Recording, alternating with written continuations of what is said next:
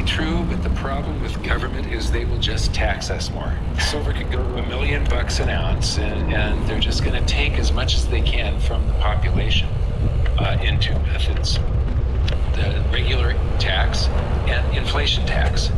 And as they print for war, I did a lot. When I was writing my first book, my study on the Weimar hyperinflation was a stack of books about a foot high.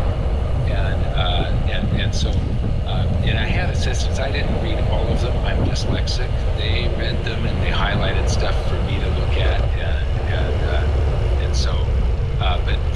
We did a very intense study on the Weimar hyperinflation during that World War I. When there's war on your soil, you have a lot of anxiety, and every dollar you earn gets saved. So none of it is in circulation, and it allows the government to keep on printing and printing and printing, and you don't see the dilution of the currency supply. You don't see the devaluation of the currency until the war ends and the anxiety is lifted.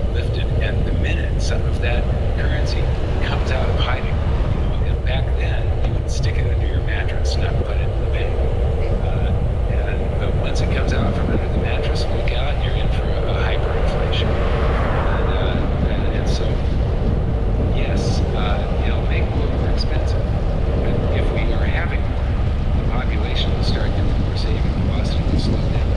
And the result is that the government can very secretly steal a majority of your wealth without you knowing it until it's too late. Yeah, exactly. The way I look at it is it's not so much about the price of silver, it's the fact that governments can have a credit instrument at all, right? They can borrow against the future taxation of their citizens to fund warfare in the present. And you have to take away that mechanism, that like infinite credit line that all these nations have. Otherwise, they'll fight wars forever. And that's what using gold used to do. And then we went from 100% reserve ratio. First we had gold. Then we had gold notes, 100% backed. And then we introduced the Federal Reserve, and it was 40% backed. And then the Bretton Woods, and it dropped eventually to 8%. But there was no specified reserve ratio.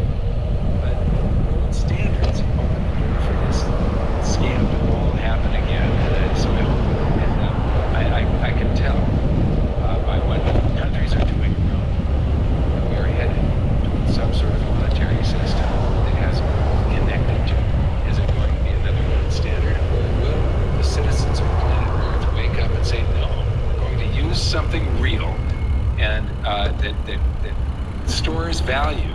And when fiat currencies have proven that they don't store value, and mathematically they can't.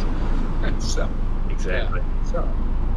Yeah, speaking of fiat currencies that don't store value, have you considered that it is possible that the powers that be have mastered the art of keeping this bubble going indefinitely? With AI and stablecoins, I'm starting to think we have entered the almost everything bubble that can't be popped. What do you think? No, it's absolutely impossible. I think that, everybody says, well, this time it's different because. And so this is the because, right? You can't skew and warp the economy forever. What we are doing what the Federal Reserve has done, this next bust that we are headed for, which I think is very close. I have a feeling that we are going to have another October crash. I know that what caused this crash was Ben Bernanke changing the way that we create currency in the United States. When he introduced quantitative easing specifically creates a lot of currency that has to get funneled through the markets, through the primary dealers, and it enriches the people that determine their wealth by the size of their stock portfolio, not by their savings or those. It's at the expense of the average worker that has savings and a checking account